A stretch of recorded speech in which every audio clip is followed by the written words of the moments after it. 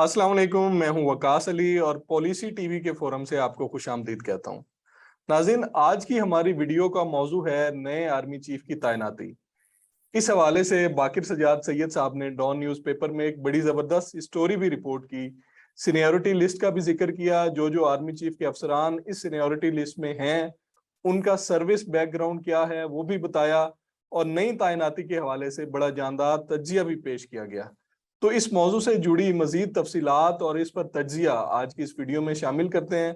हमारे साथ video link पर हमारे साथी मोहम्मद फैसल भी मौजूद हैं, जिनका मिलिट्री मामलात पर तज्जिया हमेशा बड़ा जानदार होता है। तो ओवर टू यू बाकिर साहब, अपनी स्टोरी के बारे में बताइएगा और फिर आहिस्ता आहिस्ता इसको आगे लेके चलते हैं। प्रकाश, जैसा कि आप जानते हैं कि मैं काफ़ी अरसे से डिफेंस कॉरेस्पॉन्डेंट हूँ डॉन के लिए, और ये मेरी जॉब का एक पार्ट है कि मैं जब भी ये ट्रांजिशन मिलिट्री में आती हैं तो उन पर एक एनालिसिस देता हूँ या एक किस्म की लोगों को उस पर ज़्यादा विजिबिलिटी देने की कोशिश करता हूँ, एजुकेट करने की कोशिश करता हूँ कि प्रोसेस क्या है, कौन कौन लोग हैं इस रन में और ये किस तरह से होगा सारा कुछ। तो इस दफ़ा भी मैंने उसी के तहत एक काविश की थी कि उनको बताऊं लोगों को कि जनाब इस वक्त जो 5 कैंडिडेट हैं, जनरल आसिम मुनीर से लेकर जनरल आमिर तक, कि ये कौन कौन कैंडिडेट्स हैं और उनके क्या स्ट्रॉन्ग पॉइंट्स हैं, किसकी वजह से वो अपने आप को समझते हैं। लेकिन वकास, जो मेरी अपनी ज़ाती राय है, जो आपने कहा है कि इसकी गुफ्तगू का टोन सेट करना है और फैसल इसमें ज़्यादा बेन करेंगे, कि हम लोग काफ़ी ज़्यादा इसको बड़े शौक से देखते हैं कि जनाब मिस्टर ए भी है, मिस्टर बी भी है, सी डी और ई ये कैंडिडेट्स हैं। लेकिन हमें एक लिमिटेड हद तक उनके बारे में नॉलेज है।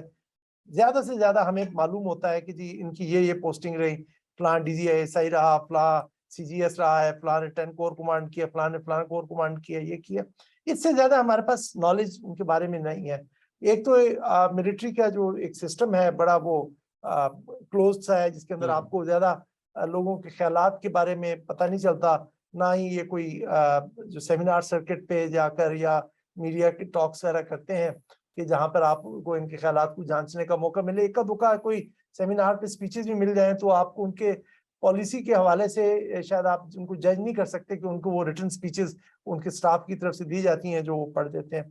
तो बड़ा हमारे पास लिमिटेड, मैं ये आपको थोड़ा सा एक्सप्लेन करना चाह रहा हूँ इस कॉन्टेक्स्ट में कि ये बड़ा हमें लिमिटेड हमारे पास इंफॉर्मेशन होती है। क्या इस सूरत हाल में जो ये मेरी सजेशन है, और कल भी हमारी जिससे गुफ्तगू हो रही थी, कि हमें ये देखना चाहिए कि जो आगे के लिए मुल्क के लिए क्या बेस्ट पॉसिबल एक ऑप्शन हो सकता है इन सब में से। सबकी सर्विस रिकॉर्ड तकरीबन एक जैसा ही होता है, सबने कोर कमांड की होती है, कुछ ना कुछ उन्होंने जो एक प्रेस्टिजियस पोस्ट भी होल्ड की होती है। लेकिन जो पाकिस्तान में जो सबसे बड़ा मसला इस वक्त चल रहा है वो है सिविल मिलिट्री रिलेशनशिप का, जिसकी वजह से बारहा हम ये एक तरह के एक मसले में जाते हैं। कहा जाता है मियां नवाज शरीफ साहब ने 5 आर्मी चीफ अपॉइंट किए 10 में से, और पांचों के साथ उनका मसला हुआ।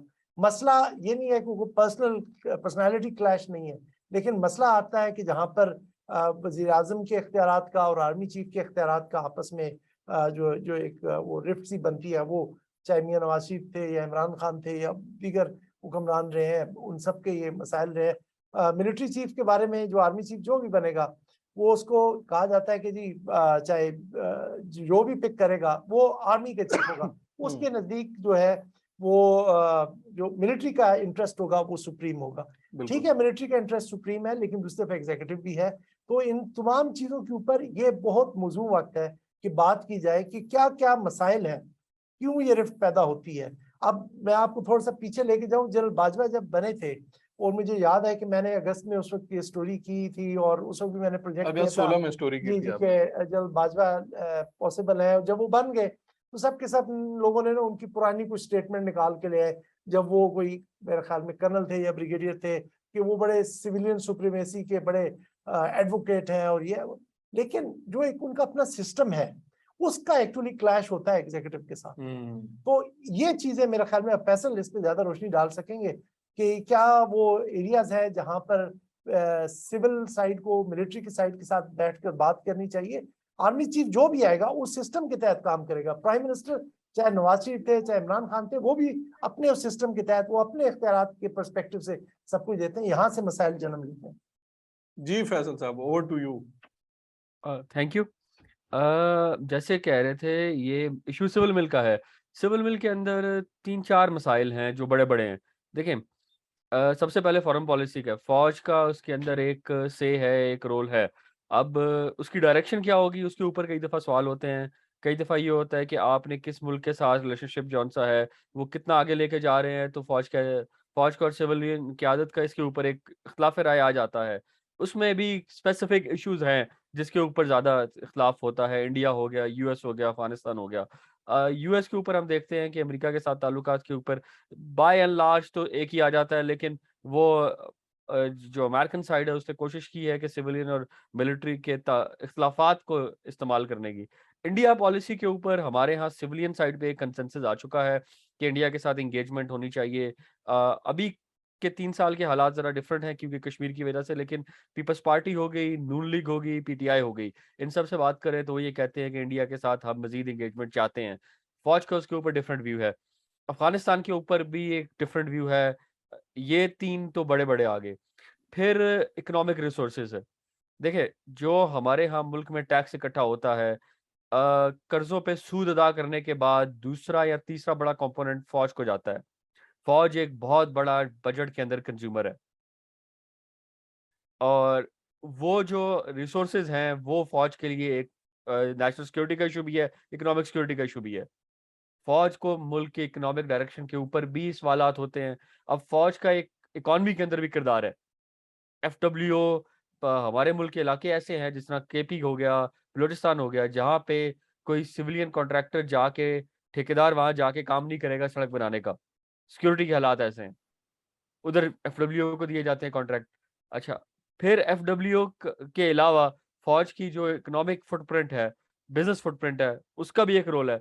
और फौज ये चाहती है कि क्या नाम है, इकॉनमी उसकी जरूरियात पूरी करती रहे। और फौज को जो इकोनॉमिक जरूरियात हैं, फौज की जो माशी जरूरियात है, वो बाहर से कर्जा लिया ना जाए उसके लिए। फौज अपना कर्जे वाला पार्ट उससे डीलिंग करना चाहती है। कर्जा वो सिविलियन मामला के लिए लेते हैं। वो भी एक इशू है। हमने देखा कि अभी पिछले महीने जब पाकिस्तान के डिफॉल्ट की तरफ हालात जा रहे थे और रुपए की कदर रोज बरोज गिर रही थी, 240 पे टच की, और आईएमएफ के साथ मुआहदे के लिए वो इनको मुश्किल पेश आ रही थी। आर्मी चीफ को फोन उठा के बात करनी पड़ी। वो इस वजह से भी है कि फौज के बाहर की दुनिया के साथ डायरेक्ट रिलेशनशिप्स भी हैं, वो उसको भी यूज करते हैं, लेकिन फौज का एक इकोनॉमिक इंटरेस्ट भी है। अच्छा, फिर तीसरा एक मसला ये है कि फौज, देखें, फौज अपने आप को जब भी पॉलिटिकल क्राइसिस आता है, फौज अपने आप को एक आर्बिटर के तौर पे लेके आती है। अब 2014 में जाएं, पीटीआई और नून लीग का नून लीग, पीटीआई ने धांधली के ऊपर आके धरना दे दिया इस्लामाबाद में। अब हफ्ते बाद क्या होता है, राहिल शरीफ साहब, प्राइम मिनिस्टर साहब खड़े होकर कहते हैं जी कि मुझे आर्मी चीफ का कहा है जी कि मैं अगर इंटरवेंशन की जिस तरह भी बात चली, उसके बाद नवाज शरीफ साहब, इमरान खान साहब कंटेनर से उतर के जाते हैं जीएच की बात करने, और वो कहते हैं आगे से जी कि हम प्राइम मिनिस्टर के इस्तीफे के अलावा बाकी सारी आपकी शर्तें मानने को तैयार है। तो फौज जो है पॉलिटिकल सिस्टम के अंदर, पॉलिटिकल प्रोसेस के अंदर आर्बिटर का रोल अदा करती है कि हमने मामलात रिजॉल्व कराने हैं। और ये रोल जो है आपकी कुछ हद तक जुडिशरी ने भी लिया है, लेकिन जो ये फौज का रोल है ये पॉलिटिक्स के अंदर भी है। चौथा जो इशू है जहां पे क्लैश करते हैं, देखिए, फौज की जो जहन में जो जिस तरह वो कह रहे थे बाकिर साहब कि वो एक आर्मी का चीफ होता है, जनरल आसिफ नवाज के साथ एक फिक्र एसोसिएट किया जाता है। वो कहते हैं जी कि जब आपकी उंगली के एक इशारे के साथ 5.5 लाख फौजी मूव करते हो तो आप किसी के बंदे नहीं होते, आप सिर्फ अपने बंदे होते हैं। और ये कहा जाता है जी कि नवाज शरीफ साहब ने पिछले 50-60 साल में 10 में से 5 लगाए, डायरेक्टली तो उन्होंने 3 लगाए थे। मुशर्रफ साहब हो गए, राहिल शरीफ साहब हो गए और कमर बाजवा साहब। आसिफ नवाज साहब की अपॉइंटमेंट भी गुलाम इसा खान ने की थी, जिसके अंदर प्राइम मिनिस्टर की एडवाइस थी, वो दोनों एक पेज पे थे। बट वहीद काकड़ की दफा वो नवाज शरीफ साहब की पहली चॉइस नहीं थे, और ना ही वो पहली चॉइस थे गुलाम इसा खान की। वो गुलाम इसाक खान ने उस वक्त प्रेसिडेंट के पास प्रेरोगेटिव था, वो कर देते थे, लेकिन क्योंकि नवाज शरीफ साहब प्राइम मिनिस्टर थे तो एक रोल था। लेकिन फिर भी जब उन्होंने लगा दिया, गुलाम इसाक खान ने वहीद काकड़ को, 1.5 साल के अंदर काकड़ फार्मूला आ गया, दोनों को जाना पड़ गया।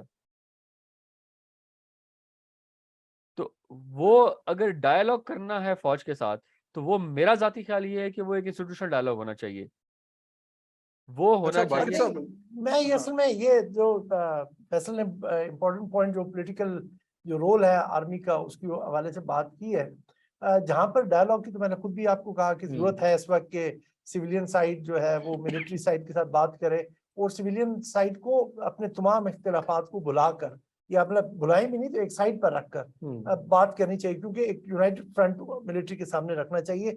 ये नहीं कि पीटीआई वर्सेस पीएमएलएन वर्सेस पीपल्स पार्टी ये होना चाहिए। दूसरी बात है कि एक इनको अपने एटीट्यूड में भी तब्दीली लाने की जरूरत है कि जब तक ये होगा कि जी मैं अपना कंधा पेश करने को तैयार हूँ पीटीआई के खिलाफ या पीटीआई वाले नून लीग के खिलाफ या पीपल्स पार्टी के खिलाफ, तो तब तक मामला आपके दुरुस्त नहीं होंगे, तब तक मिलिट्री की इंटरफेरेंस रहेगी।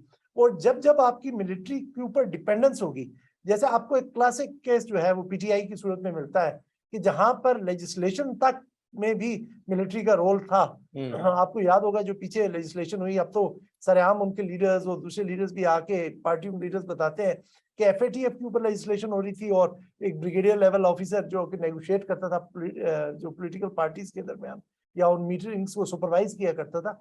जब ये चीज खत्म होगी और तब जाके ये लोग जो है जो पॉलिटिशियंस है ये स्पेस सीड करना छोड़ेंगे मिलिट्री को। हमने देखा है कि पिछले तकरीबन ये जो बाजवा साहब का टेन्योर है या उससे भी थोड़ा सा पहले जब नवाज शरीफ साहब से 2000 कब बने 13 में बने थे ना, तो उन्होंने काफी जो स्पेस जो है सीड की है मिलिट्री को फॉरेन पॉलिसी डोमेन में भी और दीगर में भी। अब लेटेस्ट तो ये हुआ जैसे अब इकोनॉमी की बात करें, यकीनन मिलिट्री की कंसर्न्स हैं इकोनॉमी के बारे में, लेकिन जिस तरह से मिलिट्री की इकोनॉमिक रियल्म में उनकी इंटरफेरेंस रही है, इस तरह की कोई मिसाल आपको पहले नहीं मिलती कि एक आर्मी चीफ जाके बिजनेसमैन से मिल रहा है, दूसरों से मिल रहा है।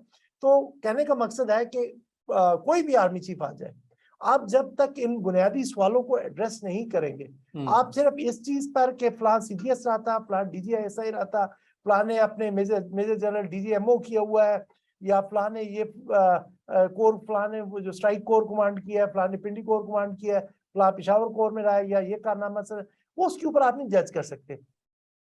उनकी दो चीजें हैं कि जी आप उनको ये वाला एक तो करें अपना ये इश्यूज को आप एड्रेस करें बैठ के उनके साथ, और दूसरा उनके साथ आप जाके उनके ख्यालात को जांचें। किसी तरह का किसी लेवल पर इंटरव्यू प्रोसेस होना चाहिए। जैसे इमरान खान साहब ने डीजीआईएसआई के वक्त आपको याद होगा, अगरचे बराए नाम ही वो एक प्रोसेस हुआ था, लेकिन उस तरह का एक प्रोसेस होना चाहिए जब एटलीस्ट प्राइम मिनिस्टर के सामने अगर वो 5 लोग जो सीनियरिटी में है वो जाए और वो प्राइम मिनिस्टर अपने रुफका के साथ जो सीनियर है, नेशनल सिक्योरिटी एडवाइजर है, उसके डिफेंस मिनिस्टर है, ये 4-5 लोग बैठ के उनसे उन मुख्तलिफ चीजों के बारे में पता करें कि उनकी ख्यालात क्या है, उनकी उस हुकूमत के बारे में क्या राय है, वो उनकी फॉरेन पॉलिसी जो उस हुकूमत वो चला रही है उसके बारे में क्या राय है, इकोनॉमी पे क्या राय है, किस तरह से वो अपना वो चाह रहे हैं कि उनको मिलिट्री का रिलेशनशिप किस तरह देख रहे हैं एग्जीक्यूटिव के साथ। तो ये सारी चीजें जो है ये सब के सब करने वाली हैं। लेकिन इसमें अभी फैसल जो बाकिर साहब बात कर रहे हैं कि इंटरव्यू किए जाएं और सारा उसके बाद इवेलुएट किया जाए, ये वैसे एक पिक्चर अपने सामने रखी जाए, लेकिन जो पास में डीजीआईएसआई वाला मामला हुआ उस पे इमरान खान साहब ने जब इंटरव्यू करने की कोशिश की और फिर 1 पेज जो है वो फटने की भी बातें होने शुरू हो गई और बिलाखिर खान साहब को भी घर जाना पड़ा। तो आप समझते हैं कि कोई भी गवर्नमेंट या कोई भी जो भी आएगा हुकूमत में वो इस किस्म का रिस्क लेने के लिए तैयार होगा? या वकास से पहले फैसल बोले ये खौफ मैंने पहले भी कहा है, हाँ। उनको एक साइड पे अब रखना पड़ेगा अगर वो चाहते हैं, क्योंकि इस पूरे ये जो रिलेशनशिप में जिस तरह का टेनुअस किस्म का रिलेशनशिप है, इसकी वजह से नून लीग ने भी सफर किया है, पीटीआई ने भी सफर किया है। ये नहीं है कि एक उसका शिकार रही है, दोनों सफर कर चुके हैं। और अभी आपके सामने ये शहबाज गिल की जो सूरत चल रही है सब कुछ, ये अब दोनों को एक वक्त आ गया है कि दोनों इस चीज से मतलब इत्तेफाक करें, एटलीस्ट इस इशू के ऊपर बातचीत करें। और दोनों जब आपको इन पॉलिटिकल पार्टीज को ये होगी श्योरिटी होगी कि दूसरा पॉलिटिकल उनका जो है कंपेटिटर है वो इस चीज का फायदा नहीं उठाएगा, फिर वो ये शायद खौफ एक साइड पे रख सकेंगे और फिर जाके वो बिल्कुल डायरेक्ट बात करेंगे, ठीक है जी आपके पास 5 ये लिस्टें, ये 5 लोग आ गए आपके पास, ये आपने अपनी सीनियरिटी दे दी है, ठीक है ये आपके नॉमिनीज हो गए, अब हम इनमें से सिलेक्ट करेंगे, हम इनमें से एवेल्युएशन करेंगे। मुझे एक साबिक दिफाई जो वजीर दिफा है उन्होंने कहा कि जी अगरचे मुझे ये मेरा काम था कि मैं एक एक फाइल को वहां पढ़ता, लेकिन मुझे ना मतलब ये मौका ही नहीं दिया जाता कि मैं पढ़ूं। मैं तो सिर्फ जी वो फाइल उठा के गाड़ी में रख के Forward जाके करते प्राइम मिनिस्टर को पकड़ाता हूँ, हम्म और प्राइम मिनिस्टर भी उस पर गौर व फिक्र नहीं करते। तो सही ये चीज है जो गौर व फिक्र करना, आपको उनकी पर्सनल फाइल में यहाँ पे अगर हमारे प्रोग्राम में कोई देखें और अपने उनके लीडरान तक एक्सेस हो तो जाके पूछे क्या पिछले जो अपॉइंटमेंट्स में किसी भी प्राइम मिनिस्टर ने जो आर्मी चीफ जिसको भी अपॉइंट करे थे या जो कैंडिडेट थे उनकी फाइलें पड़ी थी उस वक्त। जी फैसल, आपके फाइनल रिमार्क्स इस पे। जी देखें, जो ये इंटरव्यू प्रोसेस है आइडियली होना ऐसे ही चाहिए कि इंटरव्यू अगर चीफ एग्जीक्यूटिव नहीं करते या चीफ एग्जीक्यूटिव या उनकी कैबिनेट नहीं करती तो सेनेट के ऊपर चला जाए या एक स्पेशल कमेटी बन जाए पार्लियामेंट की। उसके लिए 2-3 चीजें हैं जो कि प्री रिक्विजिट है, जो पहले होती हैं। देखिए पाकिस्तान में ये सारा प्रोसेस जो चलता है वो आइन के आर्टिकल के मुताबिक जी प्राइम मिनिस्टर की एडवाइस पे प्रेसिडेंट अपॉइंट करते हैं। उसमें आईनी तौर पर सिर्फ एक लाइन लिखी है, या तो पूरा लॉ लेकर आया जाए जिसमें प्रोसेस लिखा जाए, और जिस तरह यूएस सेनेट के अंदर होता है क्वेश्चनर भेजा जाए, आपने जिस एरिया का लगाना है, जहां पे भी एयरफोर्स का लगाना है, नेवी का लगाना है, chairman joint chief of staff लगाना है, आप उनसे पूछें जी कि आपके इसके ऊपर क्या ख्यालात हैं, आप क्या करेंगे, आपके दिन में रोड मैप क्या है। उनसे रिटर्न सवाल जाते हैं, वो उसका रिटर्न जवाब देते हैं, उसके बाद पब्लिकली उन पर सवाल जवाब होते हैं, वो कैमरे के सामने दिखाया जाता है। अच्छा, हमारे यहाँ क्योंकि दोनों साइडों पे कॉन्फिडेंस नहीं है कि वो इतना जाए, उसकी एक वजह ये भी है जो कि सिविलियन साइड के ऊपर ये अंडरस्टैंडिंग नहीं है कि सवाल भी क्या करने हैं। अब 2016 के अंदर जब ये बाजवा साहब की हो रही थी, उस वक्त ये देखा जा रहा था कौन सा प्रो डेमोक्रेसी है। तो और बाजवा साहब का जी थे ये धरने के अंदर 10 कोर के कमांडर थे, इनकी एडवाइस थी, वो जो एक स्टोरी आई हुई थी उस वक्त, वो एक बहुत बड़ा इन्फ्लुएंस आ गया हमारे यहाँ। फिर जिसे कहते हैं ना कि आपकी जरूरियात डिफरेंट है। अच्छा, दूसरी साइड पे मिलिट्री भी अभी तक इस चीज पे तैयार नहीं है कि वो सिविलियंस के सामने इस तरह जाए। उनकी तरफ से ये आर्गुमेंट आएगा, मैं आपको भी बता देता हूँ कि वो ये आएगा जी कि इतने सीनियर अफसर हैं वो जाके इंटरव्यू देंगे। अब वो प्रोसेस जौन सा है उसके ऊपर एक बैठ के इनको बात करनी पड़ेगी। हाँ, मैं इस चीज से इत्तेफाक करता हूँ कि पीटीआई या नून लीग पॉलिटिकल साइड सारी की सारी, उसका एक बेहतरीन तरीका ये होता है कि पार्लियामेंट की जो स्टैंडिंग कमेटीज हैं उसको एम्पावर किया जाए और रेगुलर ब्रीफिंग्स भी ली जाए। देखें, सेंटकॉम का चीफ सेनेट की कमेटी के सामने, आर्म सर्विसेज कमेटी के सामने जाके वो हर कुछ अरसे बाद बताता है, हियरिंग होती है जब उसके इशू पे कि उसके इलाके में क्या हो रहा है, वो इस इशू पे क्या कर रहा है। अफगानिस्तान की जंग के ऊपर अफगानिस्तान में अमेरिकी कमांडर अमेरिकन सेनेट के सामने जाते थे और बताते थे। हमारे यहाँ टीटीपी का मसला है, पेशावर के कमांडर से पूछ सकते हैं, सेनेट के फोरम से हम नहीं पूछ सकते। वो अभी पार्लियामेंट की नेशनल सिक्योरिटी कमेटी मीटिंग में आते हैं, वो इन कैमरा होती है उसके अंदर, वो बता के चले जाते हैं। तो हमारे यहाँ जो प्रोसेस है वो एक और तरीके से चलता है। अच्छा, फिर एक आखिरी बात देखें, जो वो बात कर रहे हैं कि हमें रिकॉर्ड के अलावा नहीं पता होता, हमारे यहाँ प्रोफेशनल साइड के ऊपर जाने का कि इसके बारे में क्या ख्यालात है, उसके अंदर इंटरेस्ट ही नहीं है प्राइम मिनिस्टर का। अभी भी जो बात होती है उसमें एक नाम इस वजह से लिया जाता है ज्यादा कि सबने कि इमरान खान साहब ने उनका नाम सोचा हुआ था, वो सियासी प्रेफरेंस है। और अभी जो फैसला होगा उसमें ये देखा जाएगा कि बाद में वो कंट्रोवर्शियल हो या ना हो, उसके अंदर ये देखा जाएगा जी के इसके अंदर कोई बंदा ऐसा लगाया जाए, न्यूट्रल का वर्ड मैं ये इस्तेमाल नहीं करना चाहता, लेकिन उसकी लीनिंग किसी एक साइड पे ना हो, बड़ी ऑब्वियस किस्म की लीनिंग ना हो। वरना ठीक है, ठीक एक है। दुनिया का असूल है, काफी जगह पे चलता है, हिंदुस्तान में चलता है, पाकिस्तान में बाकी इदारों पे, अब सीनियरिटी पे लगा दें। जब इतना ऊपर आ गए आप सीनियरिटी पे लगाते जाएंगे तो आपके बाकी इंसेंटिव्स कम होते जाएंगे। सही है, ये बड़ी इंपॉर्टेंट बात किया है आपने। और आखिर में बात यही है कि इस प्रोसेस पे सब जो स्टेक होल्डर्स हैं उनको बैठ के बात करनी पड़ेगी, और खास तौर पे सियासी जमातों को इस जो इस किस्म की अपॉइंटमेंट्स हैं उनमें एक नुक्ते पे आकर कॉन्फिडेंस बिल्डिंग की भी जरूरत है, और उसके बाद जो है फैसला किया जाए। तो जो सिविल मिलिट्री तनाव का जो है हमेशा से एक टॉपिक रहता है हमारे मुल्क में, वो उसका खात्मा मुमकिन हो सकता है। उम्मीद है आपको वीडियो सेशन पसंद आया होगा, अपनी राय से भी आगाह कीजिएगा, और अगली वीडियो में कुछ मजीद इंपॉर्टेंट जो मौजू हैं उनके साथ हाजिर होंगे। इजाजत दीजिए, अल्लाह हाफिज।